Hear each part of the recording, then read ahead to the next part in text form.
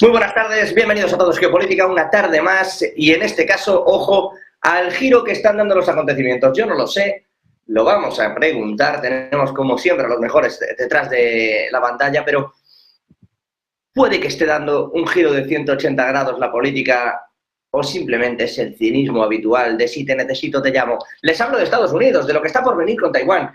En particular, porque en 2024 hay elecciones, tanto en Estados Unidos, pero especialmente en Taiwán, donde se están jugando el futuro salto tecnológico. Pero más allá de esto, resulta que Europa necesita el grano de Rusia. Y dirán ustedes, y la conexión evidente, Estados Unidos está pidiéndole ayuda a China a través de distintos aliados para que, y a su vez a Rusia, y levante de nuevo el acuerdo del grano entre Rusia y Ucrania. Porque desde que decayó, Europa tiene un problema. Pero es que ¿saben quién era el principal importador del grano ucraniano? No solo de la parte rusa, sino también de la ucraniana.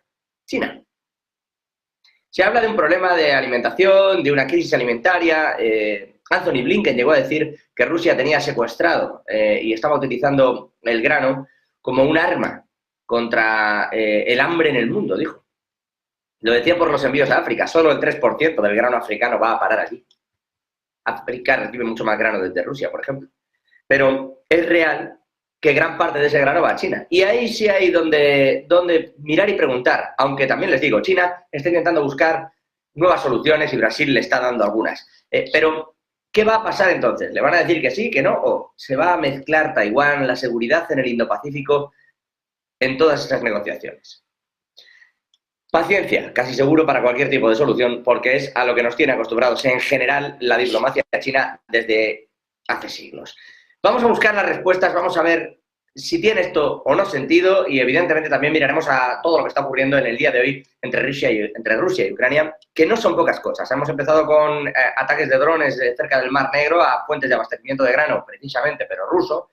Hemos visto también un ataque a un buque de guerra ruso, que de hecho sí que ha recibido un impacto importante, aunque dice Rusia que no tiene problemas con la navegación, pero empieza a ir más allá, cada vez, bueno, pues los esfuerzos, en particular de Ucrania, por elevar la tensión también están siendo importantes, sobre todo porque parece que hay una fecha, que es este otoño, donde sí o sí se va a tener que hablar de paz.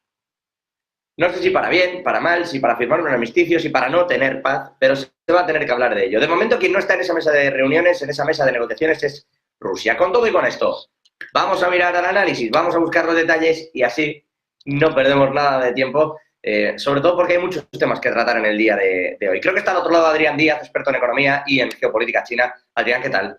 Muy buenas tardes. Creo que te tenemos muteado, a ver si lo podemos solventar. ¿Ya? Ahora, te escucho Buenas fantástico. tardes. ¿Qué tal? Muy bien, Adrián. Oye, decía yo, por preguntar ya directamente al ruedo, este movimiento de Estados Unidos, es verdad que lo hace a través de terceros, en fin, esta jugada habitual de la diplomacia de la Casa Blanca, ¿no? Pero esto de llamar a China para que te solucione el papel del grano en Rusia, ¿hasta qué punto en realidad le interesa esto a China? Porque el abastecimiento, por ejemplo, desde Brasil es importante y porque la injerencia que está habiendo desde Estados Unidos en China también es relevante. Ahora iremos al detalle, pero en concreto sobre este asunto, ¿qué opinión le merece, Adrián?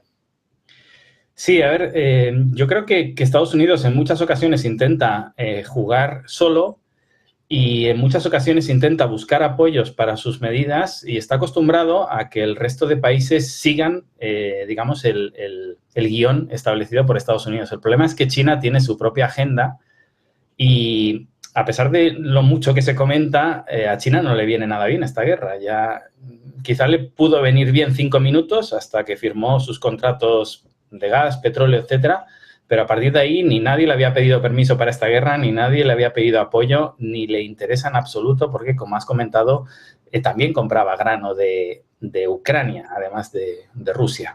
Con lo que le interesaría a China es que se solucionara lo antes posible este conflicto y se volvieran a las rutas de comercio habituales, que es lo que quiere siempre asegurar China. A partir de aquí, estos movimientos de Estados Unidos que hace, como digo, buscando supuestos aliados, cuando la realidad es que siempre trabaja solo y como mucho lo que busca es más cómplices ante la opinión pública, pues con China no parece que le funcione. No, No, no, es verdad que no está funcionando. No sé si tenemos yo también al otro lado a Fernando Moragón, si podemos hablar con él. Vamos a intentar buscar enseguida también esas conexiones, pero aprovechando, Adrián, que estamos hablando de este asunto, China tiene por delante, bueno, unas elecciones en Taiwán en 2024 que van a ser muy movidas. Y te pregunto, dentro de este tipo de relaciones, China no podría sacar también tajada de esto, es decir, oye, solucionemos el tema del grano, pero eso de pedirle al Congreso estadounidense que el dinero de Ucrania vaya para a Taiwán para que se defienda del gobierno de Xi Jinping, ya basta. No podría ser una de esas jugadas, o es excesivamente fácil esa jugada diplomática. Sí, lo que ocurre es que tanto China como Estados Unidos nunca ponen a Taiwán sobre la mesa, nunca la han puesto de momento. La última vez que se puso fue en los años 70, que básicamente Estados Unidos se salió de en medio para ofrecerle el sillón de Taiwán a China en la ONU y no lo votó, pero lo facilitó claramente.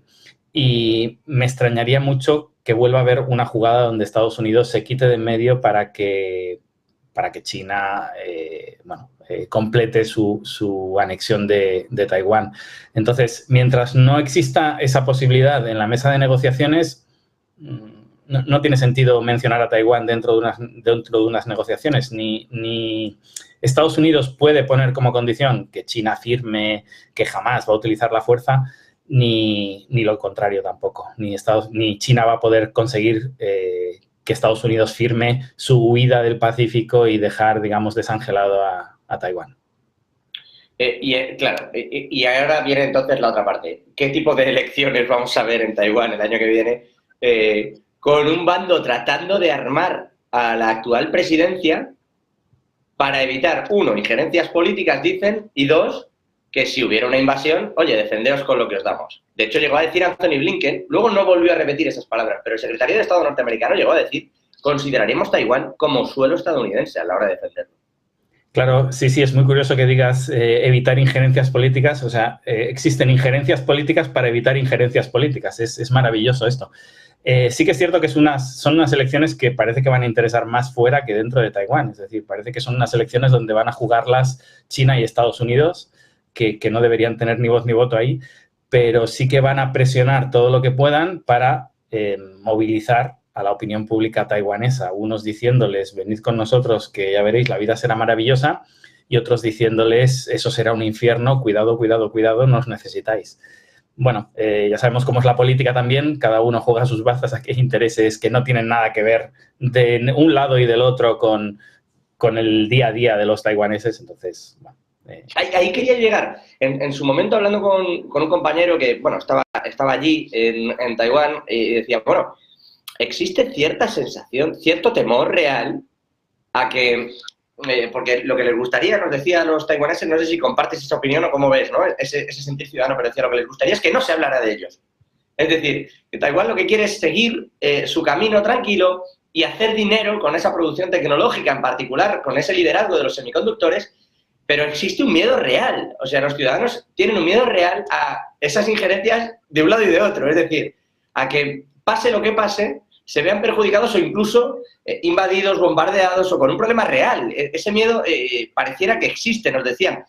¿Cómo creéis que se va a dar esa solución? Porque lo que sí parece evidente, dices, no tienen un problema y nunca lo ponen sobre la mesa. Bueno, no lo ponen sobre la mesa abiertamente, pero se juega en el futuro y el salto tecnológico actual, teniendo o no el dominio de Taiwán en su lado. Sí, es interesante esto que te comentaron porque lo veo tal cual y de hecho he hablado de ello en algunos vídeos. Tanto, no solo a Taiwán, sino tanto a Taiwán como al continente, como a la China continental, a ambos les interesa el statu quo. Es decir, que Taiwán no se independice y que China de momento no anexione a Taiwán. Porque desde el punto de vista chino, como dicen en su frase en China, la fruta caerá por madura, ¿no? Entonces no hay ninguna necesidad de ponerle presión y de ponerle prisa. Yo suelo decir que la prisa es un fenómeno occidental y son los estadounidenses a los que se les acaba el tiempo porque en los próximos 10 años China dará el sorpaso y da la sensación de que necesitan generar una pelea, necesitan generar una guerra y son, yo suelo decir que el problema de Taiwán es que vive chantajeada por los estadounidenses porque necesita generar polémica continuamente con China sus presidentes necesitan soltar soflamas altisonantes que provoquen a los chinos, porque si no, no te protegemos, si no, no te enviamos armas, te obligamos a comprarnos según qué armamento que va a ser claramente una provocación hacia China, pero si no, te dejamos de defender. Entonces, es un chantaje continuo el que viven los taiwaneses, al que tienen que someterse, cuando en realidad nadie en Taiwán le gustaría hablar de este tema, le gustaría ni proclamar su independencia, ni absolutamente nada, simplemente que no se tocara nada.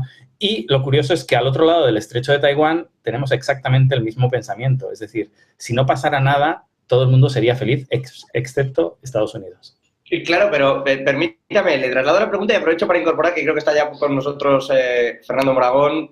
Fernando, muy buenas tardes, ¿cómo estás? Buenas tardes a ambos. Pues nada, aquí oyendo ustedes y oyendo a una de las personas que sabe más de China, ¿eh? Eso te lo puedo. Yo les sigo sus vídeos y aprendo mucho. O sea, que tenéis un lujo. Fernando Moragón, que es experto en geopolítica especializado en Rusia, Central y China. Y os traslado a los dos, empezando por Adrián, que estaba, pero Moragón, me gustaría que recibieras también ese testigo. Dices, al otro lado hay una China a la que le gustaría que también esto siguiera como está, pero claro, uno, parece complicado, y dos, este tipo de chantajes que dices, la verdad con cierto tino, ocurren desde Estados Unidos, lo que merman es la política de una sola China, la creencia, ¿no? La seguridad de esa política de una sola China, que al final Taiwán, más allá de que tenga un cierto régimen especial, pertenece a China. Y no, digo, según los chinos. Según los estadounidenses, no entran ni a valorarlo y no entran ni siquiera en invitar a Taiwán o en hacer de Taiwán una visita oficial que le diera ese trato de ciudad-estado, ¿no? O de estado directamente. Entonces, claro, con todo esto en realidad no tiene más peso o no debiera ser capaz China de controlar en mayor medida lo que ocurre en Taiwán, porque eso a veces es difícil de entender, de explicarse desde fuera. Por eso os pregunto, Adrián.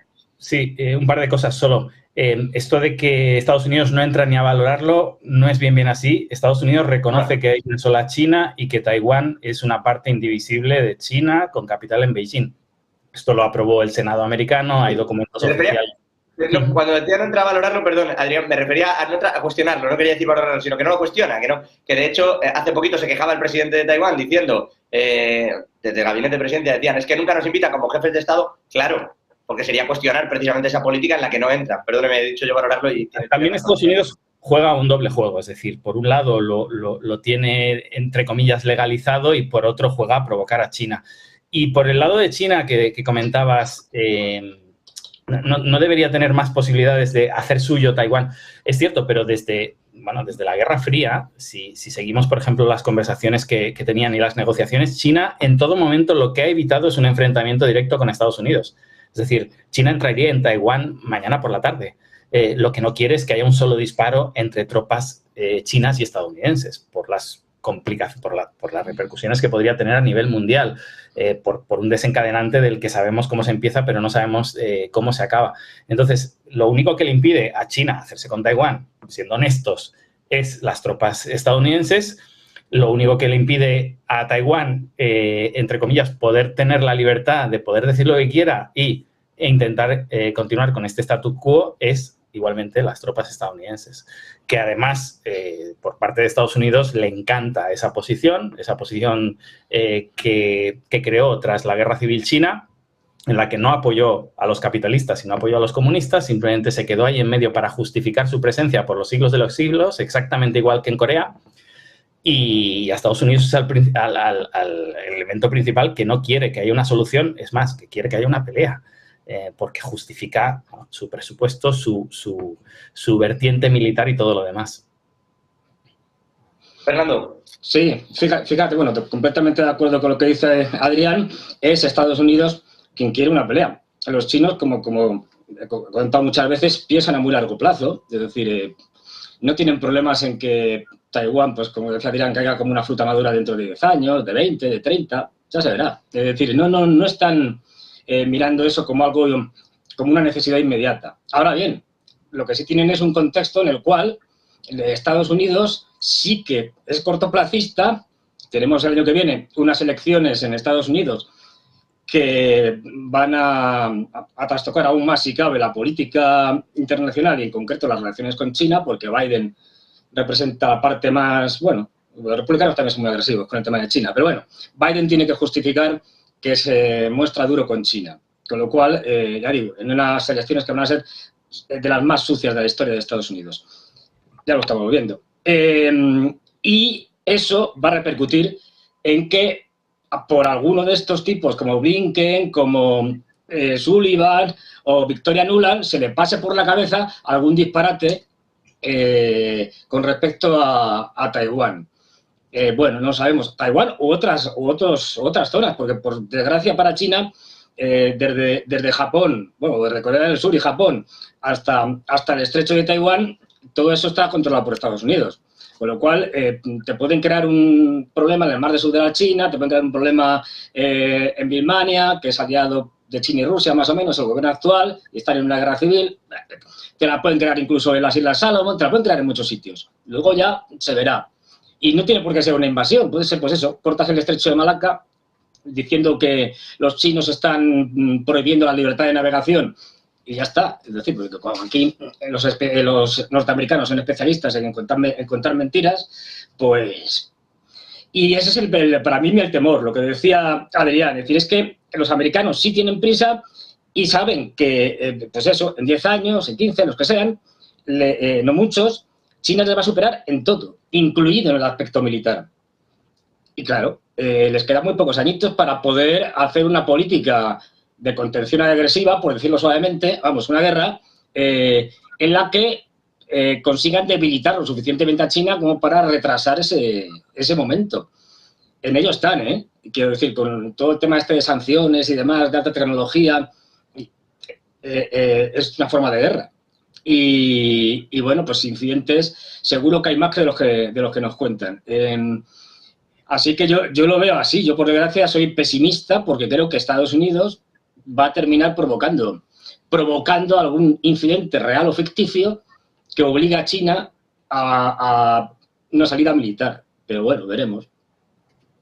Y a este respecto, permitidme que estaban saliendo informaciones, sé que se van cambiando, pero lo que sí ha accedido China, dentro de estas conversaciones que tiene Estados Unidos, de hecho creo que acaban de sacar el comunicado, va a enviar un enviado especial, para la redundancia, a Jeddah, a Arabia Saudí, para las conversaciones sobre Ucrania. Es decir, no ha accedido a hablar sobre el grano, pero sí que nuevamente en ese camino hacia la paz, en este caso a través de Wang Wenbin, probablemente, desde el Ministerio de Relaciones Exteriores de China, pareciera que sí que se acercan a ello, ¿no? De hecho, el propio Wenbin dice que China está dispuesta a trabajar con la comunidad internacional para seguir desempeñando un papel constructivo en la promoción de una solución política a la crisis de Ucrania. Diplomáticos ucranianos y occidentales, hay que recordar que se van a reunir en esa ciudad de Jeddah este fin de semana. Bueno, va a haber altos funcionarios de más de 40 países. La idea es ir testando a todo este personal de cara a esa cumbre que ya advirtió Zelensky a principios de esta semana. Espera que se dé en otoño una cumbre de paz. Lo curioso, y aprovecho también para preguntarle a Fernando, quizá más por ese tema, pero es que Rusia no está en esas conversaciones de paz. Yo no sé si lo van a hacer a través de China, pero Rusia no está accediendo a este tipo de cumbres, no va a ir a Jeddah y de momento no ha dicho esta vocación en el tipo de otoño, pero llamativo que China sí se vuelca una vez más en esto. Si es que esto, a ver, en última instancia los chinos que lo están haciendo realmente bien en política internacional, ya solo, bueno, no solo la Arabia Saudí y lo de Irán, su acercamiento, sino que acaban muy discretamente, como suele ser su política, de acercar, y están acercando a los iraníes con los pakistaníes, es decir, pues claro, el problema es que van a llegar allí, pues sí, pues pueden convencer a los saudíes, a cualquiera, pero a los que tienen que convencer es a Estados Unidos, y estos no se van a dejar convencer. Y a los tontos de los europeos, que vamos detrás de los intereses de Estados Unidos y que somos incapaces de tener nuestros propios intereses, como le dijo Xi Jinping a Macron. Digo, oiga, si lo que nosotros queremos es que Europa tenga sus propios intereses para poder negociar con ustedes, no los intereses de Estados Unidos. Bueno, dijo eso, pero luego dio muchas vueltas también el propio Macron, ¿eh? Ya, bueno, pero ya sabemos cómo es Macron. O sea, Macron dice una vez una cosa, luego la contraria. En fin, así tiene el país ardiendo por los cuatro costados. Y ya ven lo bien que le quieren en Níger. Por cierto, hay unas maravillosas fotografías del famoso Borrell africano, vestido de tuareg y tal, y con una cara de eso fue unos días antes de el golpe de Estado en Níger, y con una cara de satisfacción, de supremacía blanca tremenda. Es decir, como diciendo, yo aquí, sentado en una especie de trono, yo aquí soy el jeque, ya os los pasaré, yo aquí soy el jefe, y por fin los blancos estamos de vuelta. Cosa que, bueno, nunca se han ido, pero vamos, algo así en la expresión. Son muy divertidas. Claro, ha dicho, ya he destrozado la Unión Europea, pues ahora voy a ver si destrozo África. Pues eso. Sí, pero volviendo a la temática, sí. Hablábamos de esas conversaciones de paz. Nada, eso no va a llevar a nada. ¿Por qué? Porque ninguno de los dos... O sea, Estados Unidos, por el momento, tiene todo este año para seguir debilitando a los rusos en la guerra. Es decir, a través de Ucrania y a través de los europeos, que son los que pagan fundamentalmente el desastre de Ucrania. Y bueno, armamento y demás cosas. Y luego, los rusos tampoco. Están en una posición ventajosa. Ahora mismo, yo digo, los rusos, ahora mismo, con seguir esperando en una guerra de desgaste en la que la pueden sostener sin mayores problemas, van a esperar, en todo caso, al año que viene, a cuando estén las elecciones norteamericanas en marcha, para darle un buen golpe, si pueden, al señor Biden. Es decir, de hecho, se está hablando ya, esto es muy difícil de comprobar, no sabemos, que se está empezando a hacer todo, a poner todos los elementos para una nueva movilización. Se habla de 500.000 reclutas. Ya veremos. Por cierto, hoy es 4. Mañana 5, joder, Fernando, qué listo. Pero no olvidemos que nuestro amigo Prigozhin, es decir, entre comillas, trolea mucho y tal, pero dijo antes de todo el espectáculo que nos brindaron con el levantamiento y tal, dijo, el día 5 de agosto el grupo Wagner volverá a entrar en acción. Vamos por parte. Vamos a tratarlos como los que no pueden ser nombrados, si me permite. Y en esa línea, por cierto, en la que van, también hay advertencias desde Polonia y Lituania. Pero bueno, si le parece hablamos de eso, pero no quiero dejar tampoco pasar la valoración de Adrián respecto de eso, de esos acuerdos de paz. China siempre está con algún enviado, incluso estuvo de acuerdo con el Vaticano cuando planteó ciertos puntos en las conversaciones de paz. Pero ¿hasta qué punto tiene un poder real para presionar a una Rusia que pareciera, sobre todo, tal cual se están dando las circunstancias ahora, que no tiene intención alguna de pactar una paz? Sí, yo creo que sí que tiene, más que presionar, de dialogar con Rusia, sí que tiene opciones China, pero tal y como ha dicho Fernando, el problema no es Rusia ni Ucrania, el problema es Estados Unidos. En cualquier decisión veamos quién sale perjudicado y sobre todo quién sale beneficiado. Y en este caso hay un beneficiado claro de esta guerra y no está, digamos, en Oriente ni en Europa. Entonces, aquí es donde tiene el problema China, ¿no? Y imagínate... Como se llevaron las negociaciones entre Irán y Arabia Saudí, imaginaos que China lograra un acuerdo de paz. ¡Qué disgusto para todos! Desde todos los puntos de vista, ¿no? Desde el punto de vista geopolítico mundial, de nuevo orden mundial, de nueva posición hegemónica china, ¡qué disgusto! O sea, ¿quién querría eso, no? Entonces, por ahí no vamos bien. Por otro lado, ha dicho Fernando una cosa al principio que me ha interesado mucho y es el tema de unir... todo el tema de las elecciones estadounidenses del año que viene y que elecciones muy sucias. Yo, perdonad que sea autorreferente. ¿Os he perdido? No, se te escucha. Sí, os decía, perdonad que sea autorreferente, pero un día escribí un artículo donde decía a China le viene muy mal la democracia.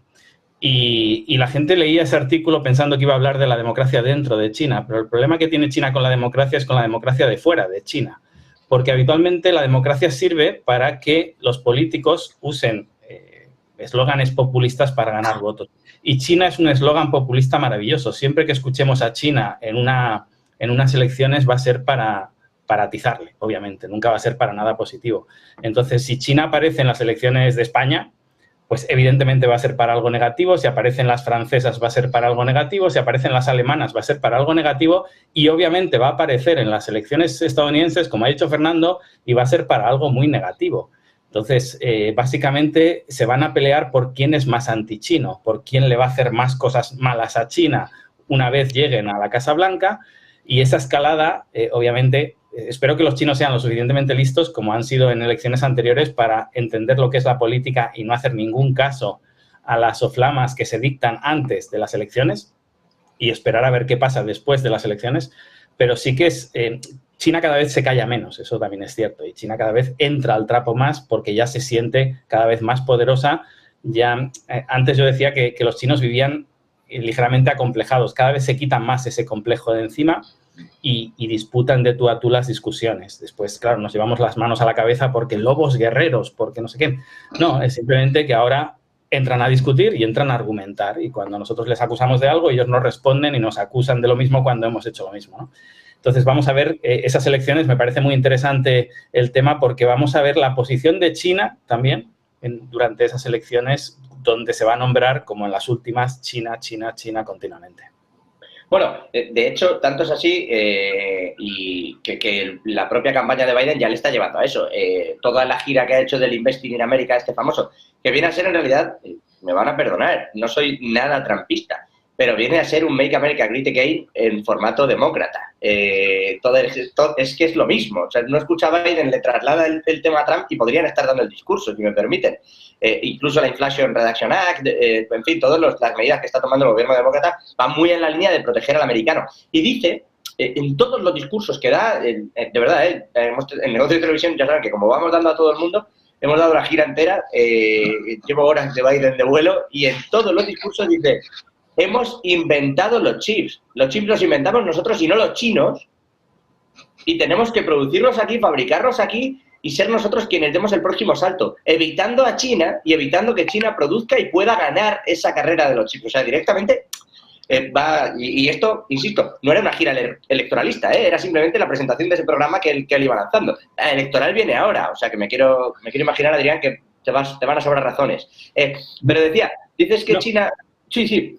Sí, disculpa un segundo, lo has clavado cuando has dicho que si cambiáramos a Biden por Trump sería exactamente lo mismo, porque recuerdo a Trump visitando una fábrica y diciendo vamos a traer los iPhones de nuevo a producirse en Estados Unidos, y un ingeniero diciéndole: disculpe, caballero, es que no hay tecnología en Estados Unidos para poder fabricar un iPhone hoy en día.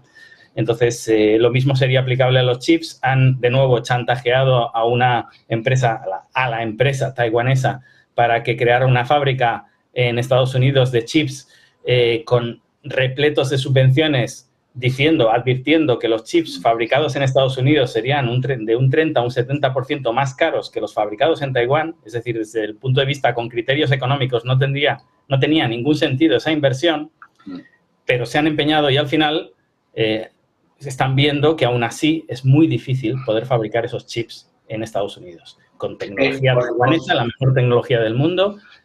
Y no son capaces, serán capaces obviamente poniendo dinero, pero disparando con pólvora del rey, claro. Bueno, están en eso, con esa fábrica que dices que ponen en Arizona, efectivamente, pero os traslado todo, porque igual que dices esto, luego está la parte empresarial. Hoy hemos visto a Apple, tercer trimestre de caída en las ventas, tiene mucho que ver lo que está ocurriendo con esa desconexión de China, pero ni ellos, ni Microsoft, incluso LG, la surcoreana, que tanto pábulo se le ha dado en Estados Unidos. Y ojo, que el otro día estuvo Xi Jinping visitando precisamente una fábrica de LG como diciendo: bueno, vosotros sabréis qué os conviene y dónde firmáis. Las empresas están sufriendo en realidad esta desconexión. Económicamente no es rentable toda esta desconexión. ¿Cómo veis ese proceso? ¿Van a decir algo? ¿En algún momento se va a ver a las empresas decir: oiga, dejen esta parte política porque nos puede incluso destruir? Yo creo, a ver, es decir, no son las empresas, las corporaciones como las tecnológicas, Microsoft, etcétera, etcétera, quienes más mandan en Estados Unidos. Bueno, y en el mundo en general, es decir, son quienes poseen la mayoría de las acciones de una de esas, vamos, de cualquiera de esas empresas, o quien tiene el paquete en mayoritario dentro de que, bueno, son empresas con una cantidad de acciones en el mercado brutal. Y en esas, veamos siempre a los mismos, a los fondos de inversión, especialmente a BlackRock y a Vanguard, que son los mayores del mundo. Es decir, que en última instancia es BlackRock, estoy simplificándolo mucho, con sus cerca de 10 billones que se supone que manejan en el mercado, bueno, pues los que deciden, porque tienen las mayorías en Microsoft, en el Consejo de Administración de Apple, de lo que sea, de todos, los españoles, son los que deciden en última instancia cuál va a ser lo que va a decir la política económica de esas empresas. Y el señor que dirige BlackRock, pues lo que ha dicho, pero desde marzo del año pasado, es que la globalización se ha acabado. Y si dice que la globalización se ha acabado, es porque le interesa. Y si le interesa, es porque sabe una cosa, que los chinos han tenido la extremada habilidad de hacer que algo que empezó como una explotación pura y dura de los chinos, es decir, como se llama muy bien Adrián, en los años 80, 90, etcétera, bueno, pues a partir de este siglo han sabido darle la vuelta y han conseguido tener mucho más éxito con la globalización que los norteamericanos. Por eso lo van entre otras cosas, a pasar. Es decir, y claro, esto los americanos no lo pueden permitir. Entonces, están dispuestos a desglobalizar sabiendo que eso va a tener pérdidas en Estados Unidos, es decir, va a haber bajas económicas, como en toda guerra, pero que va a afectar más a China. Y en eso están ahora, entre otras cosas. Es decir, dan por hecho de que ellos van a sufrir, pero ese sufrimiento va a ser positivo, entre comillas, para Estados Unidos porque van a sufrir más los chinos. Esa es un poco la idea. Bueno, un poco el desgaste que siempre ha tenido, ¿no? Estados Unidos con los grandes países, cuando tenía que hacer un enfrentamiento, era hacer un balance de pérdidas y decir, vale, yo pierdo mucho, pero aquí se va a dejar también los dientes el de al lado. Yo no sé si esto va a llegar o no a buen puerto, pero sobre todo me preocupaba, y antes Fernando no estaba, no quisiera dejar pasar este tema, sí. El hecho de que Estados Unidos, porque también me va a perdonar Adrián que me quede con el concepto ese del chantaje a cambio de las ayudas de ahora en adelante, porque es verdad que al final pasan muchas cosas, cada vez que Estados Unidos anuncia una ayuda a Taiwán, luego pasan muchas cosas, es verdad. Entonces, pero le ha pedido Joe Biden al Congreso que en la partida de fondos militares que van a Ucrania empiece a meterse dinero y a desviarse hacia Taiwán, para la defensa de Taiwán. A mí me parece que es un paso importante. Es pasar por el Congreso una injerencia bastante obvia. Yo no sé si a vosotros os resulta una simple provocación, pero desde luego llama la atención poderosamente, sobre todo porque desvía el foco. Hay una doble lectura. Yo, aprovechando que tengo a Adrián en la parte más china y también con la parte rusa, Fernando, pero hay una doble lectura. Una, ese chantaje, esa amenaza, eso que puede caer sobre China, y dos, el foco importante ya no está en Ucrania, parece. No sé cómo veis vosotros esta situación y cómo hacéis el análisis de esa petición de Biden. Hombre, pues a ver, está claro. Quiero decir, en esto sí que republicanos y demócratas están de acuerdo y la gente que los apoya, es decir, las grandes empresas que financian sus campañas electorales, etcétera. Y hay que ir a por China. En esto no hay problemas, en esto hay consenso. Entonces, ya lo dijo un general, esto no me acuerdo el nombre, ya lo dijo un general norteamericano en un momento determinado, hace ya meses. Dice, no, bueno, a ver, si tranquilo, si esto de Ucrania es como un ensayo general, si lo importante es China. Es decir, así que, efectivamente, es decir, van a ir cambiando el rumbo cada vez más hacia China, y eso significa también, pues, darles más armamento, etcétera, etcétera, hacer más propaganda anti-China y tal, y van a ir dejando poco a poco, más o menos, el tema de Ucrania, porque los norteamericanos poco más le pueden sacar de beneficio. Ya han sacado lo de la salida de capitales, cargarse a Alemania, la desindustrialización, vendernos armamento a tutiplén, vendernos gas a lo bestia, es decir, poco más. Es decir, de jugo le pueden sacar. Entonces, sí, o sea, cada vez va a ser mayor la presión de Estados Unidos poniendo una zona china de malos malísimos, que están ahora mismo pensando cómo destruir el mundo y cómo entrar a saco en todos los lados y tiranizarnos y oprimirnos y estas cosas. Esto nos lo van a soltar todos los días y cada vez va a ser mayor. Y yo soy ojalá me equivoque, pero yo soy de los que pienso de que este giro se va a incrementar, da igual quien gane, o sea, igual que gane Trump, que gane Biden, que gane un marciano, es lo mismo. Es decir, van a ir cada vez presionando más porque lo que quieren es que poder presentar a una China agresiva. Entonces, si le logran meter en alguna trampa en la que hagan, como hizo, por ejemplo, o crear una situación, aunque sea falsa, como hizo con las armas de destrucción masiva en Irak, Powell, con el famoso botecito, pues lo van a hacer. Esto lo estoy seguro. Es decir, porque saben, y además es que hay muchos digamos, documentos que en abierto de la Rand Corporation, de hace años, es decir, dicen, oiga, es que ustedes lo que tienen que hacer es, cuanto antes se carguen a los chinos, mejor, porque cuanto más tiempo pase, va a ser más difícil. Y llega un momento en que no va a haber manera. Así que, a por ellos. Pues así está. No sé si Adrián hace la misma lectura. El juego que da la foto de las Azores, ¿eh? Sí. No sé si es tanto buscar un armas de destrucción masiva, que en China sería están matando a los uigures o el Tíbet o Taiwán en toda regla, o el otro modelo estadounidense que es el casus belli, ¿no? Que se nos hunda un barquito en el estrecho de Taiwán y han sido los chinos. Esto lo hemos visto tantas veces a lo largo de la historia que no creo que vaya a sorprender a nadie.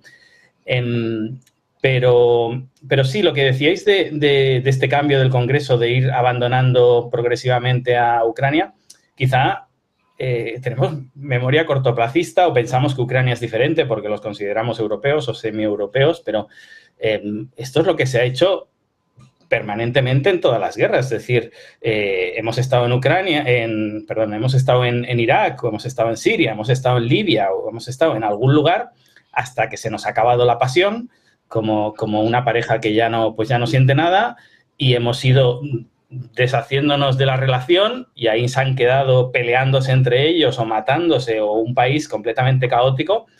Y si te he visto no me acuerdo, porque ya no tengo más intereses. Como decía Fernando, ya he sacado todo lo que podía sacar, ya he dejado los contratos hechos, el petróleo sale por los tubos que yo quería, y todo lo demás, si os queréis seguir matando, ya es cosa vuestra. Yo no voy a poner más armas o más sangre de ciudadanos estadounidenses en el conflicto.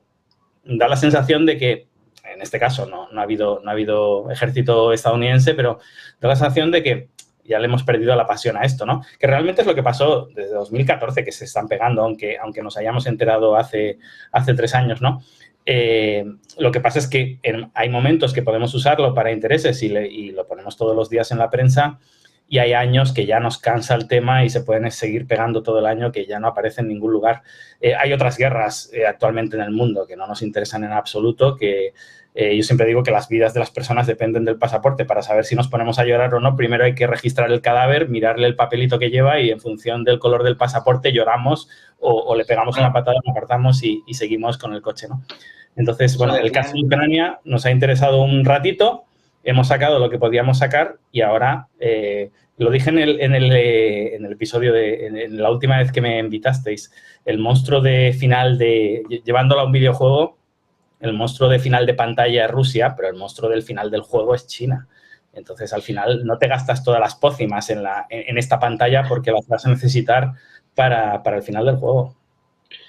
Bueno, yo no sé si estamos en esto. Por cierto, respecto al pasaporte, en su momento, en algún libro del estilo de algún gran medio estadounidense que no quiero nombrar, venían catalogados el nivel de información que se podía dar. No sé si os acordáis, que decía, muere un estadounidense, eso es primera plana, y en función de quién iba muriendo, la primera plana iba cayendo o no, ¿no? Y para que fuera... sí, es verdad, lo digo en serio. Sí. Entonces, para que entrara en primera plana la muerte de N gente, no voy a entrar tampoco, es que no quiero entrar en el tema, tenía que ser un genocidio, prácticamente. Lo digo porque, claro, eso que está diciendo que va en la línea que dice Adrián, ¿no? ¿Qué pone en el pasaporte? Para ver si el muerto importa o no importa.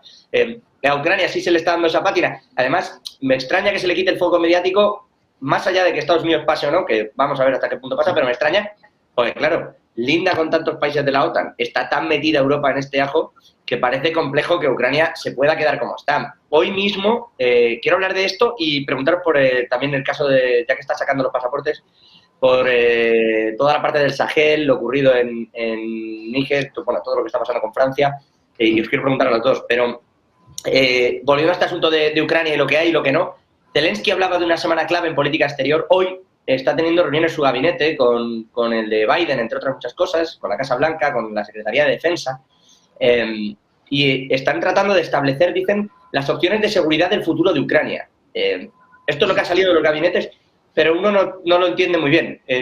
No sé si me podréis traducir esto. ¿Qué quiere decir las opciones de seguridad del futuro de Ucrania cuando la cumbre de paz no está discutida, cuando no sabe cuál es el terreno? ¿Qué quiere decir eso? Porque si los fondos de Ucrania los vas a empezar a destinar a Taiwán, mucha seguridad le vas a tener que dar. Como no lo metas en la OTAN. A ver, si es que esto... son ese tipo de frases ambiguas que luego las puedes utilizar como quieras, es decir, según te convenga. Y a ver, igual que cuando hablan de la reconstrucción de Ucrania, primera idea, dice, a ver, tendrá que acabar la guerra para que puedas reconstruir, porque no tiene sentido, es decir, si con una guerra en medio no te vas a poner a construir. Pues eso, son cosas, lo que pasa es que hay intereses, ahí, ya lo sabes, ahí está Larry Fink con BlackRock como gran gestor de la reconstrucción futura de Ucrania. al que se ha firmado contrato con Zelensky y tal. A ver, Zelensky también hay que tener en cuenta una cosa. Tiene todas las papeletas para desaparecer del mapa de una u otra forma en el caso de que se pudiera llegar en algún momento a un acuerdo. Lo que no van a hacer los rusos es firmar un acuerdo con Zelensky, aunque lo firmen de forma separada en países distintos. Eso ya te digo que no. O sea, con Zelensky no. Tendrá que poner a otro, a quien sea. Es decir, así que también tenemos aquí el elemento Zelensky que está intentando sobrevivir ya por interés propio al tinglao que está montado. Y luego, o sea, si es que ya digo, esto son declaraciones que luego puedes utilizar como te dé la gana. Es decir, pues son suficientemente ambiguas, pero vamos, si es que son todo, tiene un componente de propaganda muy grande. Si es que no hace falta que entre en la OTAN Ucrania, si ya está de hecho, no está de jure, pero está de hecho, está de facto. Es decir, lo otro, bueno, es como Suecia. Si Suecia lleva en la OTAN hace un montón de décadas. Otra cosa es que no esté formalmente en la OTAN, pero ya ayudaba a los americanos en el Báltico con todo lo que podía. Y estaba todo el día buscando y acusando a submarinos rusos de estar por allí. Aunque luego las pruebas eran más bien escasas. Quiero decir que los soviéticos. Si es que esto... A ver, una cosa son las relaciones tomadas formalmente, es como el tema de Japón. Es decir, pues, si me da igual que Japón al final entre en la OTAN o no, si de facto está ahí, en el mismo bloque, con los americanos, con los europeos... es decir, que las formalidades aquí dan un poco igual. No va a entrar en la OTAN Ucrania porque sería una provocación muy dura para los rusos, es decir, sería ya, apague, vámonos, vamos a la guerra, pero de verdad, o sea, bueno, ahí puede pasar cualquier cosa.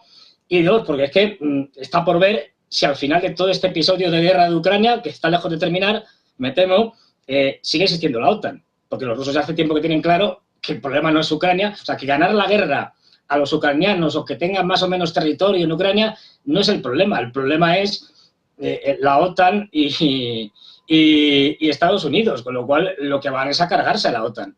O sea, están mirando ya más allá, de hace tiempo.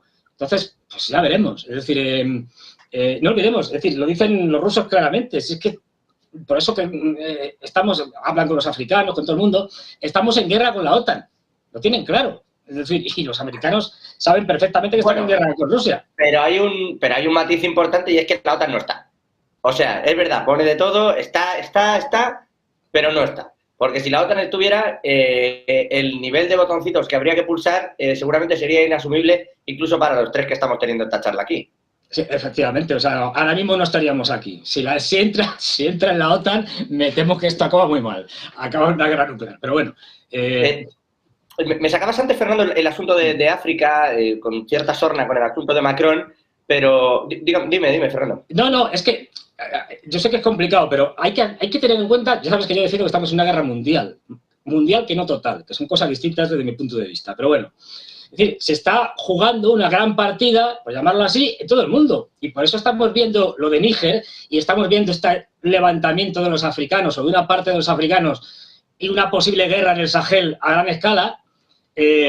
Estamos viendo el lío que hay montado en el Cáucaso con Armenia y con Azerbaiyán y los intereses de Estados Unidos, la Unión Europea, rusos, iraníes, es decir, un cisco que hay montado tremendo, o lo estamos viendo, por ejemplo, pues con todo el cinturón que tiene Estados Unidos de aliados y bases en torno a China, que la tiene completamente encorsetada, es decir, y creando tensiones, es decir, igual que en Birmania, pues los rusos y los chinos apoyan al gobierno militar que hay en Birmania y los norteamericanos apoyan a la oposición armada. Es decir, esto es sabido.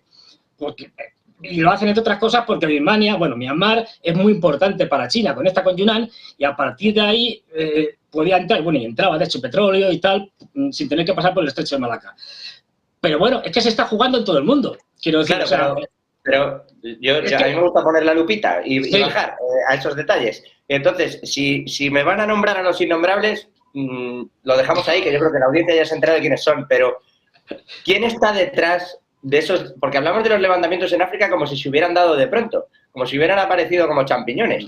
No. ¿Quién está detrás de los levantamientos de África y qué creéis que está ocurriendo ahí detrás en todos? Particularmente en una Níger que, ojo, ha prohibido la exportación de oro y uranio a Francia, es el séptimo mayor exportador de uranio, el principal proveedor de ello de Francia. Y de Francia, las centrales nucleares dependen de su uranio para producir el 70% de la energía total que consume Francia. Quiero decir que el vuelco está siendo relevante, tanto que salió la Unión Europea a decir que, bueno, que si no comprarían ellos el uranio y ya se lo pasarían a Francia. O sea, el nivel está siendo importante, pero ¿quién está detrás de esto? ¿Cuál es la repercusión que le veis?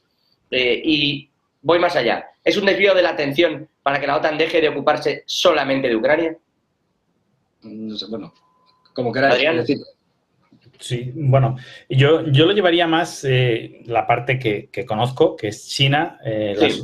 Las otras regiones del mundo no las conozco tanto y no quiero hablar sin demasiado conocimiento, pero la parte que yo conozco de China en África es una parte puramente comercial.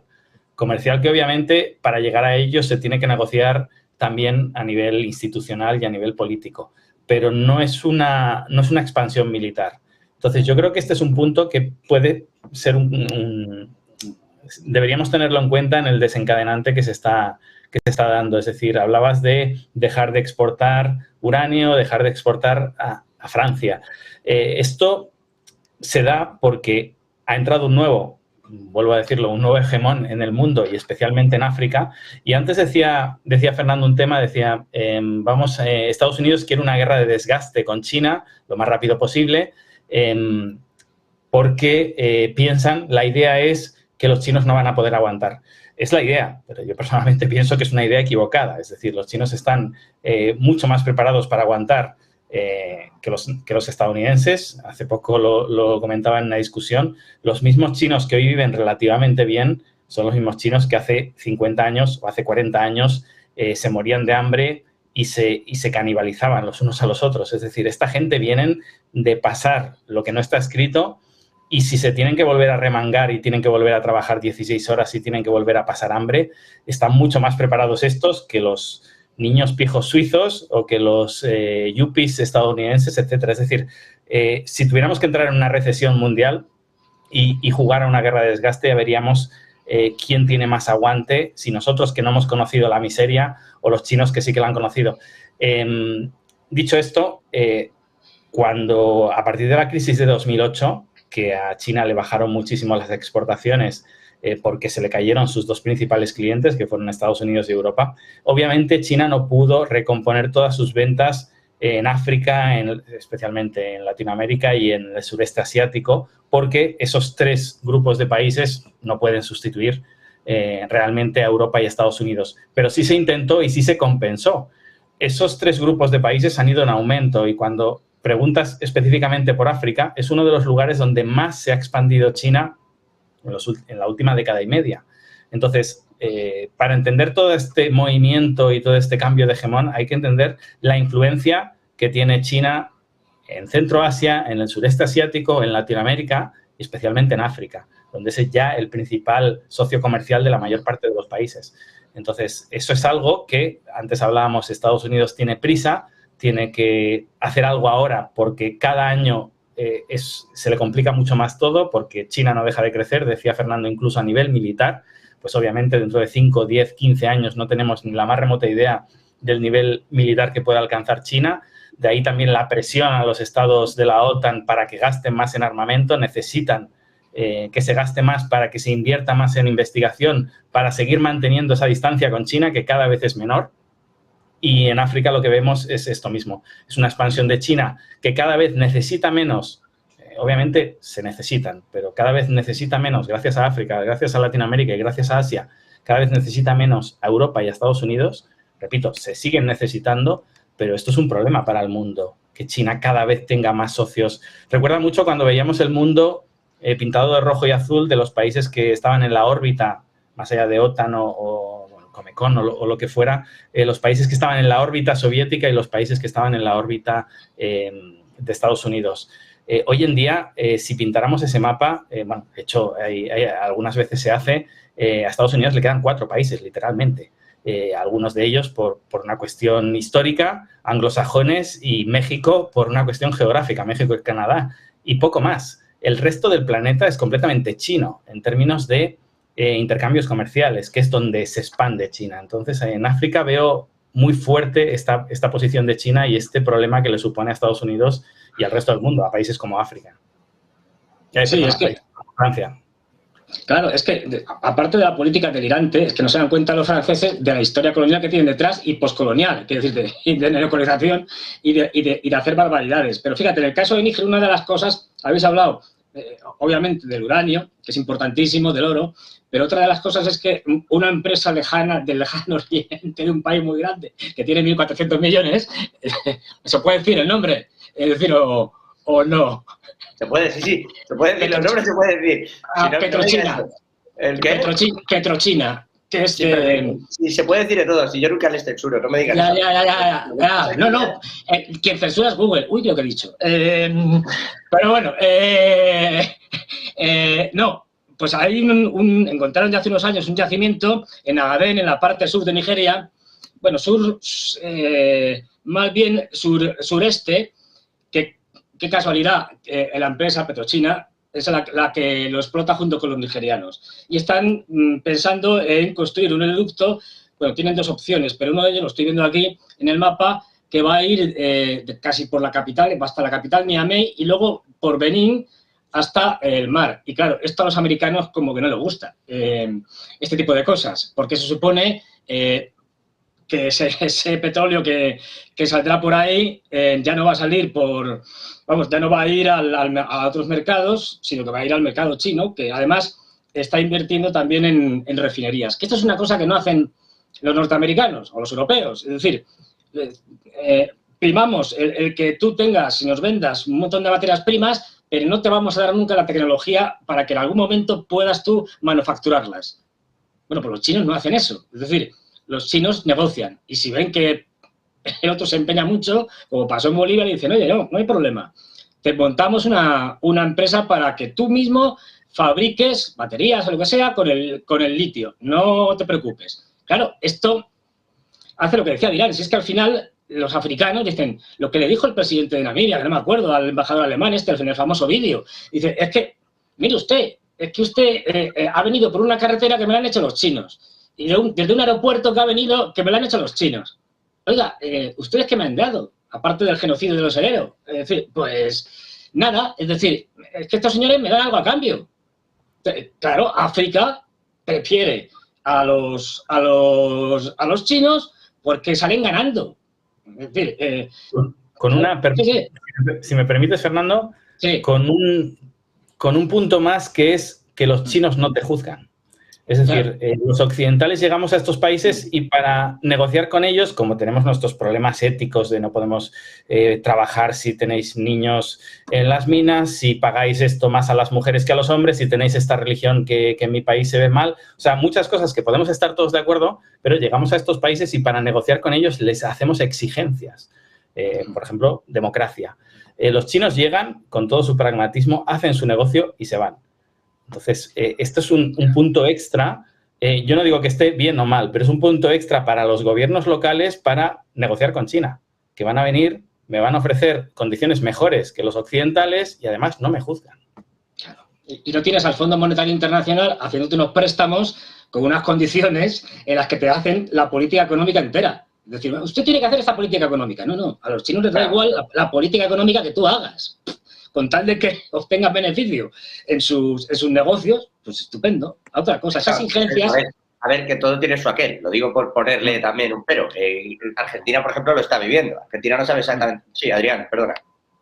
Sí, es interesante. Justamente iba a decir ese pero yo.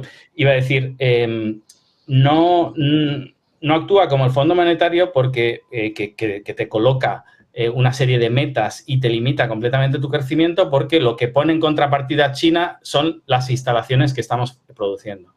Es decir, y que se queda parte de los negocios estatales, muchas veces. Claro, eso es lo que hemos venido a llamar la trampa de la deuda. En realidad, lo que te están diciendo es lo mismo que te dice tu banco cuando te da la hipoteca para tu piso. Es decir, yo te doy la hipoteca para tu piso, tú has venido a buscar esa hipoteca, no te he llamado yo. Tú has venido a buscar esa hipoteca, yo te presto el dinero. Ahora bien, si no puedes pagar, me quedo el piso. Pues evidentemente China ofrece esto mismo. Y decía Fernando, en esa entrevista decían, has llegado en un aeropuerto fabricado por los chinos, te has desplazado en una carretera fabricada por chinos, estamos en un recinto ferial fabricado por los chinos y me vienes a mí a decir todo esto. Y claro, les hablan de la trampa de la deuda. No, perdón, si ustedes saben gestionar bien su economía, y saben devolver el crédito que les hemos dado, estos elementos serán suyos. Ahora bien, lo que no va a pretender es que yo le dé un crédito para producir estos productos y que usted no me lo pueda devolver y yo me vaya dándole la mano y sin obtener ningún beneficio a cambio. ¿Qué hace el Fondo Monetario? Te aprieta totalmente las tuercas hasta ahogar tu economía. ¿Qué hace China? Se queda con los productos que no has podido pagar. A eso le llamamos trampa de la deuda. Si fuera tan beneficioso para China, yo suelo decir, ¿por qué no lo ofrece Estados Unidos o lo ofrece Europa con un 1% más, un 1% menos de interés? Es decir, si es tan beneficioso para China, hagamos una oferta mejor. Quedémonoslo. Bueno, pero sí, pero eso trae un segundo problema y es, como estás negociando con Estados, no con gente con una casa a la que puedes llamar a la policía y desahuciarle, quiero decir, estás negociando con Estados y ahí está Argentina y por eso, fíjense que el préstamo que ha recibido desde los BRICS, Argentina, que por cierto ha sido para pagar a su vez un préstamo del Fondo Monetario Internacional, lo ha hecho a través de Brasil. El avalista es Brasil. China está prestando el dinero, pero no lo hace de forma directa porque China no quiere nada de las instituciones argentinas y sobre todo porque no se cree, y ahí viene esa parte que dices, Adrián, de si fuera tan beneficioso, porque China no cree que si Argentina incumple le vaya a poder quitar la casa, como bien dices, ¿no? No va a poder llevarse esa contrapartida. Y ha sido Brasil quien ha decidido jugársela por Argentina, porque China no ponía el préstamo en sí. Brasil lo ha pedido y es quien le ha pedido los miles de millones de yuanes. El problema de Argentina es que es un incumplidor serial en todas sus obligaciones y los chinos no son tontos. Es decir, el que vaya, esto me recuerda, y perdonad que lo lleve a la economía micro, a cuando vienen clientes míos a China y los llevas al mercado de la seda y hacen una negociación y se van para casa con sus copias, con su camisa, con sus zapatillas Nike y dicen, ¿cómo he engañado al chino? ¿Cómo le he bajado el precio? Y yo pienso, no te preocupes, tú vete feliz para casa, pero ni se te pase por la cabeza que tú has conseguido ganar al chino. El gran mérito del chino es, con su cara de póker y su cara de pobrecito, irse para casa y que tú te pienses que le has conseguido engañar. Entonces, obviamente, los argentinos que están acostumbrados a engañar al Fondo Monetario, a los estadounidenses, a los europeos y a todos los demás, a los chinos no los van a engañar. Entonces, no, de hecho, no ha colado ni con Sergio Massa yendo a las negociaciones, ni con el ministro de Economía en persona yendo a las negociaciones. Al final el préstamo se lo ha dado Lula da Silva. Vamos a ver si con eso Argentina da el pasito hacia los BRICS, que es en realidad lo que está buscando Brasil, no el dinero. Pero bueno, tiempo al tiempo y ya veremos qué pasa con todo esto. Lo que me quedo precisamente es justo eso, sin tiempo. Fernando Moragón, experto en geopolítica especializado en Rusia, Asia Central y China. Gracias, como siempre. Y Adrián Díaz, experto en economía y geopolítica precisamente también de China. Yo siempre aprendo, así que os lo agradezco de corazón. Abrazo fuerte y buena tarde. Gracias a ti, José. Gracias a vosotros. Chao. Buenas tardes. Nosotros vamos a frenar, 2-3 minutos y seguimos, que hay más información, hay más detalles y vamos con la cumbre del G7 que ya es oficial, la va a organizar la próxima de nuevo Japón. Nos vamos hasta allí.